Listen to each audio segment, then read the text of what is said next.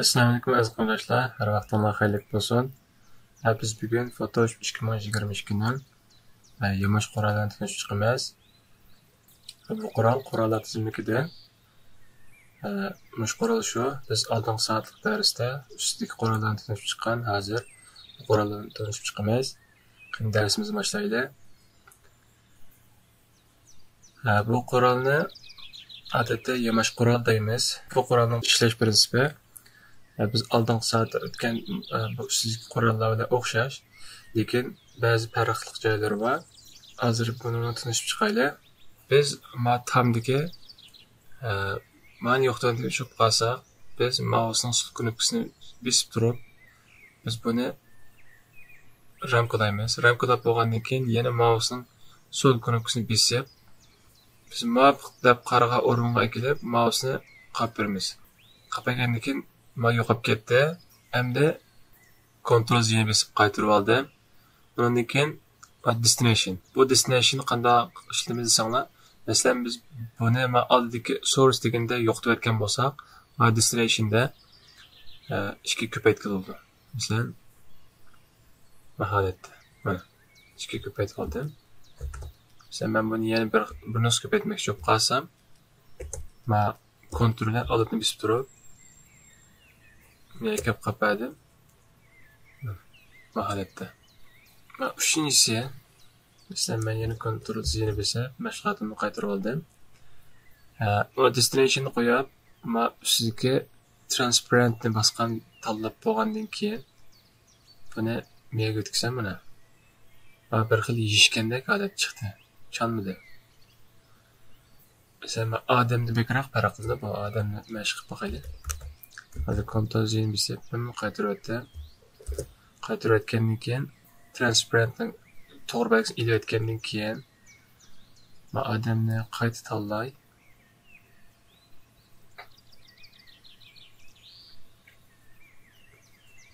Tanlab bo'lgandan keyin hozir men to'g'ri belgi qo'ymadim.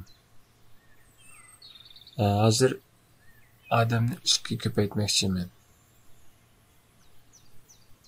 Qo'ymagan vaqtimda holatda tushunmagandek keldi. Endi Ctrl Z ni bosib, mashg'ulotimni qaytarib olgandan keyin va transparentga to'g'ri belgisini qo'ygandan keyin endi odamni menga o'tkazsam, qaranglar. Va tam bilan bir xil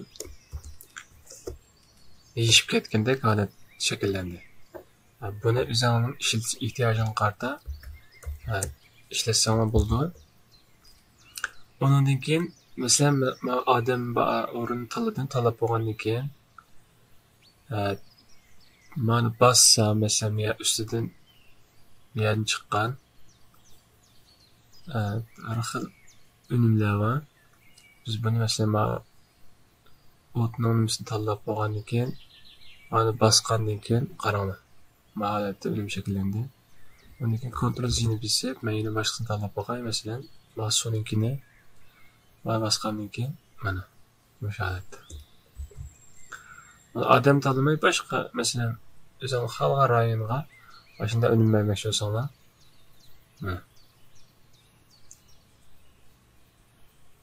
mana tanlagandan keyin mana bossanglar, bu holatda bo'ldi. Uni boshqa biz boshqa rasmda mashq ishlab boqaylik. Masalan, men odamni yo'qotib o'tmoqchi bo'lib qolsam hozir. Biz mana source qo'yib, ondan men transparent degandan belgini ilib deb to'g'ri belgisini ilib o'tgandan keyin biz muvaffaq odamni yaqinlashtirib, bek yiroq sizsanglar bo'lmaydi orliqni. Mush azroq orliq qo'yib turib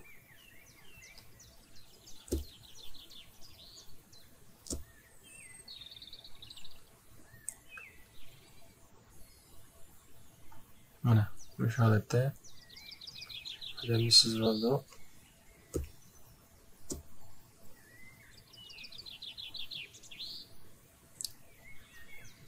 Endi mousening sol knopkasini chekib turib, biz odamniki o'rnini o'zgartiramiz. Masalan, biz sol tarafdagi derazaninki aynakning sholasi bilan odamning o'rnini muvofiq ko'rib turibmi? Qaranglar. Mana X pastligini ko'rgili bo'ldi. Hozir qappamay turib, o'zingni muvofiq tanishib qilib bo'lgandan keyin musholati bosib bo'ldi deb o'zingni muvofiq tanishib bo'lgandan keyin hozir qappasanglar. Adam yo'qolib ketdi.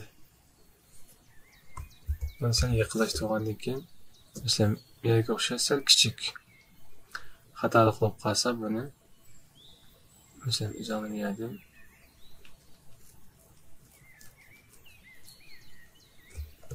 sizlarni tanlab nihoyatda tanishib olsanglar bo'ldi.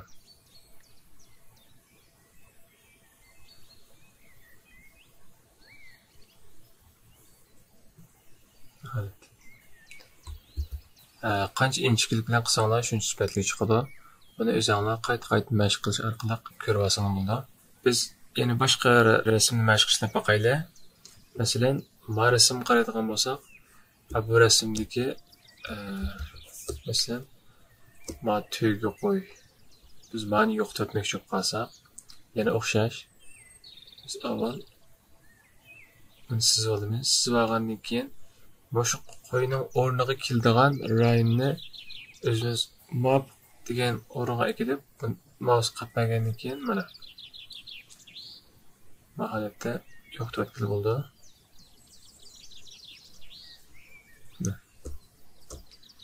Sen biz rasmdagi ortiq chiqarib o'tmaymiz, rasmningki suftiga ta'sir ko'rsatgan degan o'rinlab qolsa, men shu orqali chiqarib olsam bo'ldi.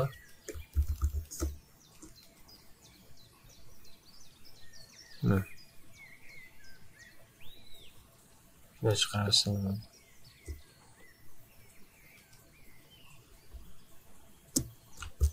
Mesela biz mani 2 ko'paytmoqchi bo'lib qolsak, masalan, kichik chidirni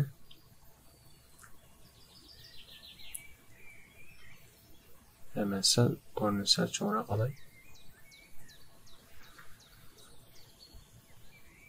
Mana men hozir sal ishga kirib ketibdi. Agar buni qo'shib bermoqchi bo'lib qolsanglar, men ust tarafdan mana qo'shib berishni tanlab turib, mouse tanlab turib, undan keyin shiftni bosib turib, va tanlab bersam bo'ldi. Masalan, yana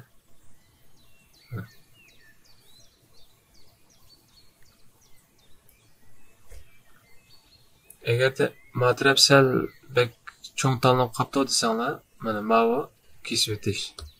Cho'ng tanlangan rayni. Mana tanlabdan tanlangan rayni o'zingni muvofiq tanlab olsang bo'ldi. Ortiq rayni shu orqali kesib olsang bo'ldi. Bundan keyin ko'paytirish uchun ma destination'ni besib, menga bir nusxa qaraydigan bo'lsak, ma atrofi bir xil maskamigadek chiqib qoldi. Ma maskamiga ya'ni ma surusni chekib, undan keyin ma orqaliqmida atrofdagi muhitni moslashtirib, yig'ishtirib olsangiz o'xshab ketadi.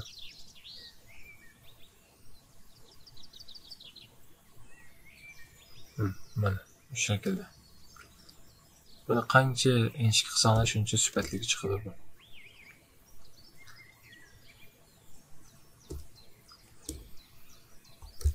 Undan boshqa biz yana boshqa rasmni mashq qilishlaylik. Masalan, men o'rimchiniki odatda ba'zi pulliq tor bekatlardan rasm tushirsanlar, shu tor bekatning ismi musholat chiqadi.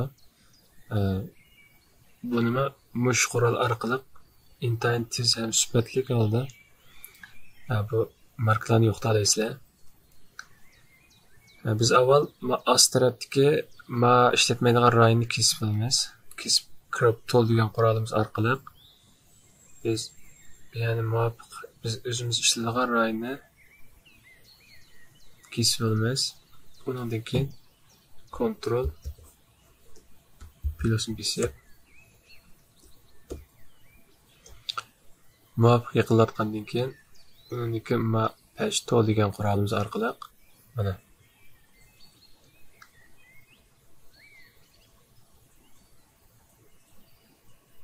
shunday yo'qotsak bo'ldi.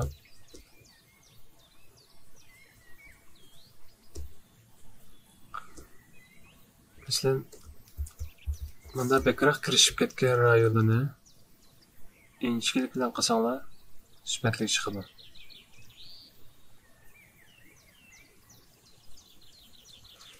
Mana hozir men mouse midirlab ketib, ma'lum chiqib qoldi. Agar bunda chiqib qolsa, yana men degandek, men qo'shib berish quroli orqali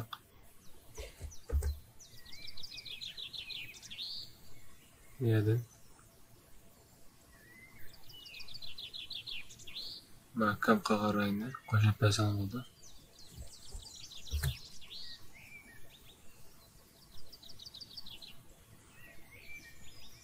Ma'nodek ortiq chiqib qolgan rayonni mana chiqaritish qurolimiz orqali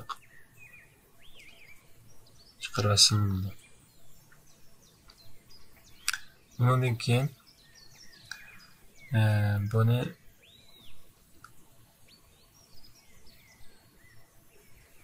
agarda buni o'ng so'lga midirlab ketmasa desanglar, men shiftni besib turib, muvafiq ostiga yo ustiga yuj desam bo'ldi.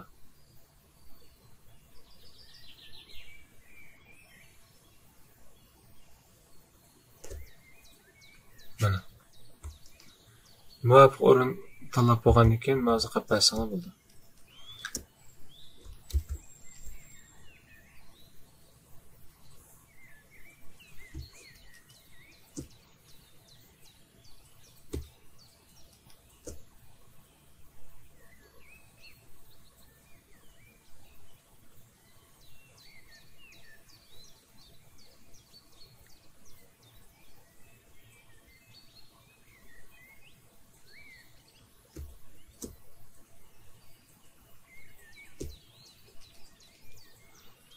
O'sha holatni yo'qotsam bo'ldi, boshqa rasmlarni nima?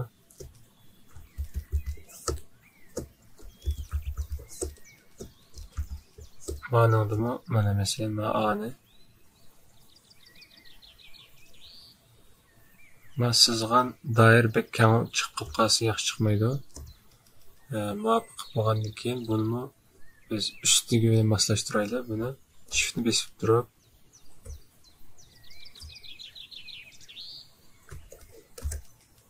mouse'un sol tarafini besib bo'lgandan keyin, undan keyin shiftni besib turib ustiga sirsalar. Mana muvafiq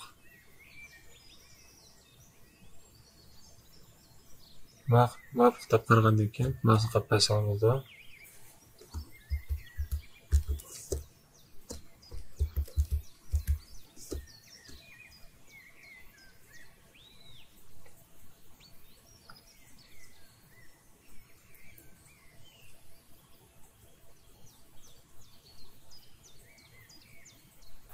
Bugungi darsimiz bu yerda oxirlashdi.